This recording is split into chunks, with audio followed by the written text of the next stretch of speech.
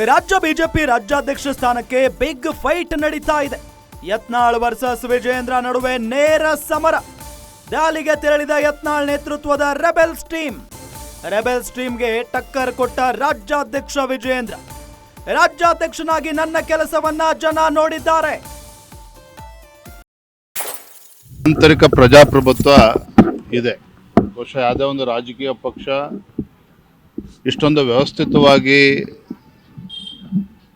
ಸಂಘಟನೆ ಚುನಾವಣೆ ನಡೀತದೆ ಅಂದರೆ ಅದು ಬಿಜೆಪಿಯಲ್ಲಿ ಮಾತ್ರ. ಮಂಡಲ ಮಟ್ಟದಿಂದ ಹಿಡಿದು ಜಿಲ್ಲಾ ಮಟ್ಟ, ರಾಜ್ಯ ಅಧ್ಯಕ್ಷ ಚುನಾವಣೆ ಮತ್ತು ರಾಷ್ಟ್ರೀಯ ಅಧ್ಯಕ್ಷ ಚುನಾವಣೆ ಎಲ್ಲವೂ ಕೂಡ ವ್ಯವಸ್ಥಿತವಾಗಿ ಇನ್ನು ನಮ್ಮ ಕೇಂದ್ರದ ವರಿಷ್ಠರು ನಿರ್ಧಾರ ಮಾಡಿದ್ದಾರೆ, ಅದರಂತೆ ಎಲ್ಲವೂ ಕೂಡ ನಡೀತಾ ಇದೆ. ರಾಜ್ಯದಲ್ಲಿ ಕಳೆದ 1 ವರ್ಷದಿಂದ ನಮ್ಮೆಲ್ಲ ಪಕ್ಷದ ಹಿರಿಯರು, ಕಾರ್ಯಕರ್ತರು ಒಟ್ಟಾಗಿ ಈ ಭ್ರಷ್ಟ ಹಾಗೂ ದುಷ್ಟ ಕಾಂಗ್ರೆಸ್ ಸರ್ಕಾರದ ವಿರುದ್ಧ ನಿರಂತರವಾಗಿ ಹೋರಾಟವನ್ನು ಮಾಡ್ಕೊಂಡು ಬಂದಿದ್ದೇವೆ.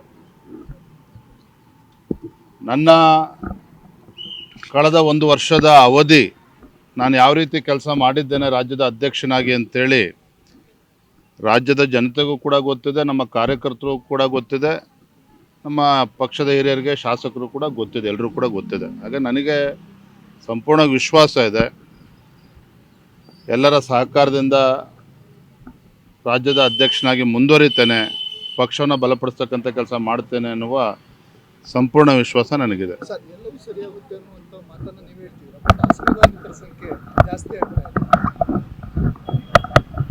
ಜಿಲ್ಲಾಧ್ಯಕ್ಷರು ಕೂಡ ಹೆಚ್ಚು ಪೈಪೋಟಿ ನಡೆದಿದೆ ಈ ಬಾರಿ. ಅದೇ ರೀತಿ ರಾಜ್ಯಾಧ್ಯಕ್ಷರ ವಿಚಾರದಲ್ಲೂ ಕೂಡ ಕೆಲವು ಹಿರಿಯರು ಅವರ ಅಪೇಕ್ಷೆಯನ್ನು ಕೂಡ ವ್ಯಕ್ತಪಡಿಸ್ತಾ ಇದ್ದಾರೆ. ಎಲ್ಲದೂ ಕೇಂದ್ರದ ವರಿಷ್ಠರು ಗಮನಿಸ್ತಾ ಇದ್ದಾರೆ. ಎಲ್ಲವೂ ಕೂಡ ಒಳ್ಳೆಯದಾಗ್ತದೆ, ಸುಖಾಂತಿ ಆಗ್ತದೆ ಅನ್ನೋ ವಿಶ್ವಾಸ ನನಗಿದೆ. ಎಲ್ಲವೂ ಏನೇನು ಡ್ಯಾಮೇಜ್ ಆಗಬೇಕೋ ಸಾಕಷ್ಟು ಆಗಿದೆ. ಇನ್ನೊಂದು ವಾರ 8 ದಿನದಲ್ಲಿ ಏನು ರಾಜ್ಯದ ಅಧ್ಯಕ್ಷ ಯಾರಾಗ್ತಾರೆ ಅಂತೇಳಿ ಉತ್ತರ ಸಿಗ್ತದೆ. ಅದಾದ ನಂತರದಲ್ಲಿ ಎಲ್ಲವೂ ಕೂಡ ಸರಿ ಹೋಗ್ತದೆ ಅಂತ ಕಾಣ್ತದೆ. ನನಗಂತೂ ವಿಶ್ವಾಸ ಇದೆ.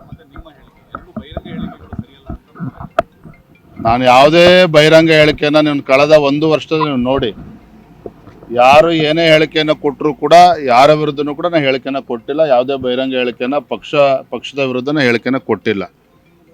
ಹಾಗಾಗಿ ರಾಜ್ಯದ ಅಧ್ಯಕ್ಷನಾಗಿ ನನ್ನ ಕರ್ತವ್ಯದ ಅರಿವು ಕೂಡ ನನಗಿದೆ. ಈ ಒಂದು ದೊಡ್ಡ ಜವಾಬ್ದಾರಿಯನ್ನು ಭಾಳ ಯಶಸ್ವಿಯಾಗಿ ಕಳೆದ 1 ವರ್ಷ ನಾನು ನಡೆಸ್ಕೊಂಡು ಬಂದಿದ್ದೇನೆ. ಹಾಗಾಗಿ ಏನು ಇನ್ನೊಂದು ವಾರ 8 ದಿನದಲ್ಲಿ ರಾಜ್ಯದ ಅಧ್ಯಕ್ಷರು ಯಾರು ಅಂತಕ್ಕಂಥ ಉತ್ತರ ಸಿಗ್ತದೆ. ತದನಂತರದ ಎಲ್ಲ ಸಮಸ್ಯೆಗಳು ಕೂಡ ಅದಕ್ಕೂ ಸಮಸ್ಯೆಗಳು ಕೂಡ ಪರಿಹಾರ ಸಿಗ್ತದೆ. Thank you. ಮುಂದೆಯೂ ಕೂಡ ರಾಜ್ಯಾಧ್ಯಕ್ಷನಾಗಿ ಮುಂದುವರಿತೇನೆ. ಅಧ್ಯಕ್ಷನಾಗಿ ನನ್ನ ಕೆಲಸವನ್ನ ಹೈಕಮಾಂಡ್ ಒಪ್ಪಿಕೊಂಡಿದೆ.